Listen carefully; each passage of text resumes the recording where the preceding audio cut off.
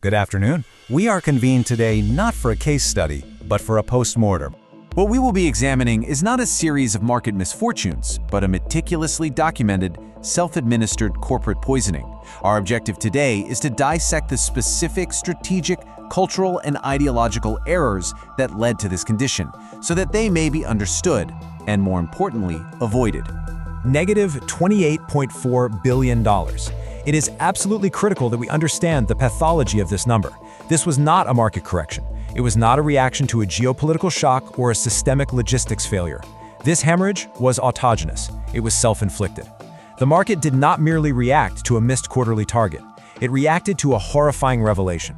The revelation that the digital fortress Nike had spent billions of dollars and years of effort to construct, its vaunted direct-to-consumer moat, was not a fortress at all. It was, in fact, a tomb. Our autopsy will be methodical. We will proceed in 5 distinct stages. First, we will examine the primary symptom, the $28 billion financial collapse, and the psychology of the institutional sell-off.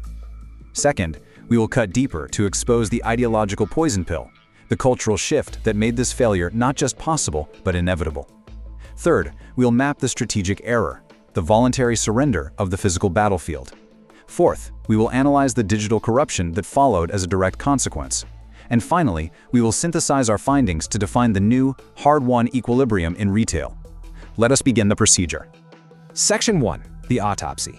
This collapse was not triggered by a single data point on an earnings call. It was triggered by a catastrophic change in market perception.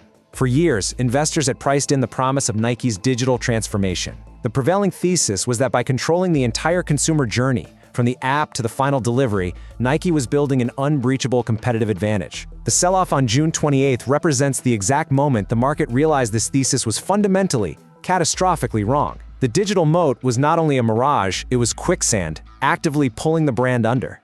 And herein lies the core paradox. On the left, the promise presented to the board and to Wall Street. On the right, the reality it produced. Now, let's apply our protocol here.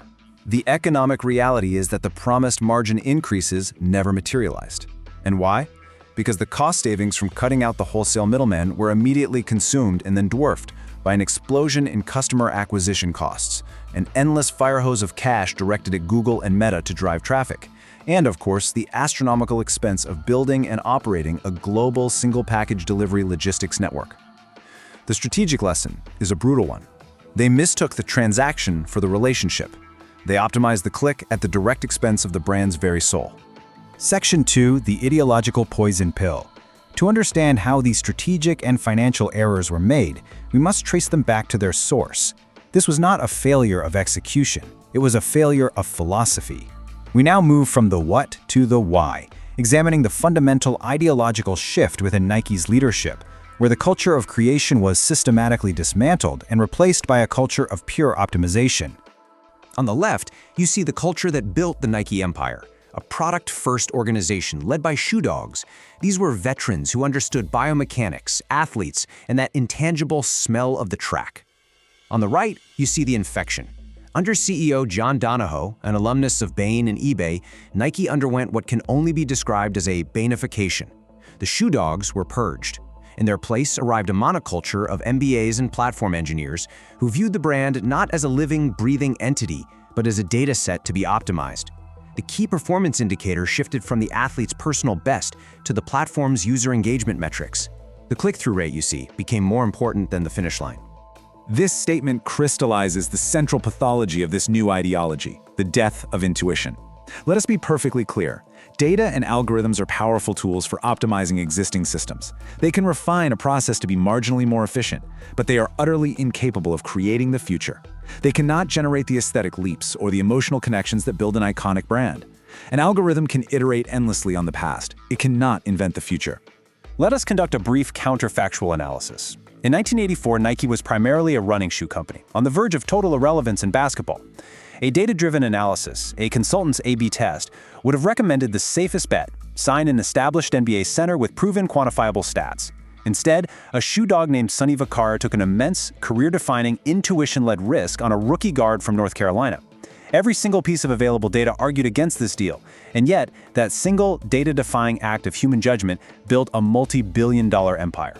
The consultant-led Nike of today would have rejected that deal without a second thought. It would have been optimized out of existence. Section 3. Surrendering territory. Now, we will see how this ideological flaw manifested as a catastrophic strategic blunder. For 50 years, Nike's empire was built on a simple principle of warfare: geographic control. Its thousands of retail partners formed a physical fortress that was the envy of the world. The new leadership saw this fortress not as a strategic asset, but as a costly inefficiency to be optimized away. This was a fatal miscalculation. They voluntarily and unilaterally surrendered the physical battlefield. Let us be precise here. The event was the execution of the so-called consumer direct acceleration strategy.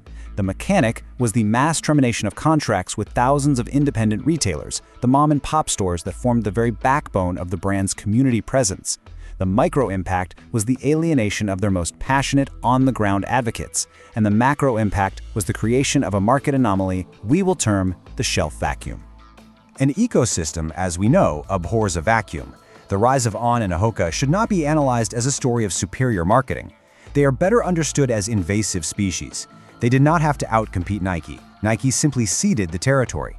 These new brands moved into premium retailers like Nordstrom and REI and captured the high-net-worth consumer just as a crucial aesthetic shift was occurring in North American suburbs, the move towards a wellness core look. On and Hoka's designs were perfectly aligned with this cultural moment. Nike, obsessed with its app, missed it completely. This was not a competition, it was an occupation of abandoned cultural and physical space. Let's apply our triple-depth protocol to the challenger, On. First, the engineering reality. While Nike was endlessly releasing retro colorways of old designs, On was focused on genuine biomechanical innovation. Their cloud tech cushioning system offered a tangible, novel performance benefit that consumers could feel. This was new technology versus old nostalgia. Second, the economic reality. While Nike was burning capital on high-cost per acquisition digital marketing, On leveraged the highly efficient, high-margin wholesale channel that Nike had just abandoned. Their go-to-market cost was a fraction of Nike's. And third, the strategic lesson, and this is crucial. A physical retail network is not an inefficiency. It is a distributed defense system, a sensor network for consumer trends, and an engine for brand discovery. Nike dismantled its own fortress walls and was then shocked when invaders walked right in. Let this be the definitive summary of the strategic error. This was not a failure of competition. It was a failure of imagination. An unforced error of the highest possible magnitude. It was a decision made by a management team that mistook a spreadsheet for a map of the world. Section 4. The algorithm of corruption. We now turn to the digital battlefield, the very terrain this DTC strategy was designed to conquer. Here, we will see how the obsession with the platform created a series of cascading second-order effects, a hostile consumer experience, a lethal inventory crisis, and the systematic corruption of the brand from within.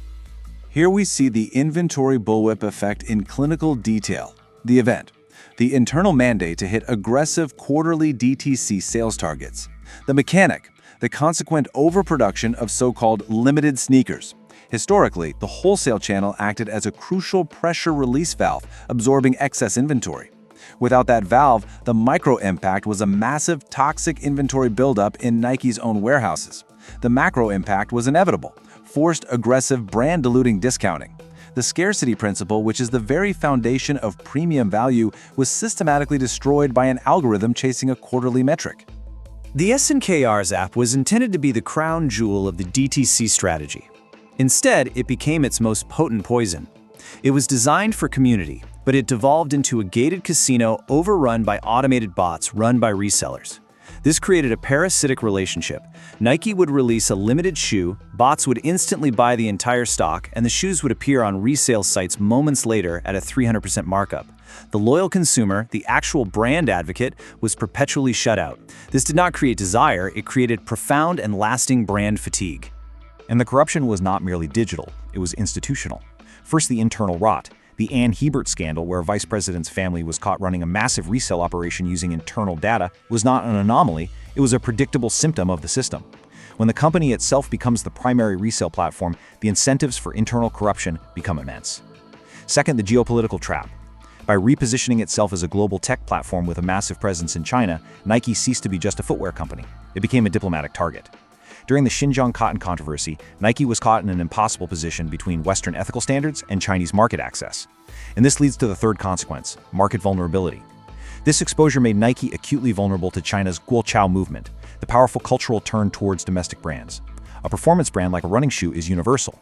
A tech platform, however, is easily targeted, canceled, and replaced by a domestic champion. We now arrive at our final synthesis. The cascading system failures we have dissected today are not unique to Nike. They are a stark warning to every executive and every board member in this room.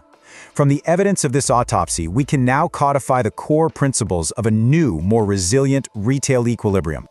This is the fundamental question that every leader must now confront. Are you building a brand, or are you merely optimizing an algorithm? Nike's autopsy demonstrates, with clinical finality, that these two activities are not only different, they are often in direct and violent opposition. The relentless pursuit of algorithmic efficiency can become the very mechanism that destroys long-term brand value. This slide illustrates the core fallacy of the platform-first model. It is a model predicated entirely on rear-view analysis. It mistakes transaction data for human desire. It can tell you what people bought yesterday with terrifying precision, but it is utterly incapable of telling you what will make them dream tomorrow. In its quest for efficiency, Nike optimized itself straight into cultural irrelevance. These, then, are the core principles of the new retail equilibrium. Principle 1. Digital reach is a commodity. Anyone can buy it. A genuine community is the only defensible moat. Principle 2. In an age of infinite digital noise, a curated physical presence is the ultimate luxury. And Principle 3. Cultural relevance, built over decades of risk and intuition, cannot be replicated by code. Nike made the fatal error of trading its luxuries, its physical fortress, and its cultural soul for cheap commodities. And this is the final immutable lesson. For 50 years, Nike built a brand that functioned as a global religion, predicated on human potential. In less than 4 years, a new leadership team attempted to convert that religion into an Excel file. The market has just sent them the bill, and it is a bill that will come due for any organization that makes the same fundamental mistake of treating its brand as a spreadsheet. Our autopsy is complete.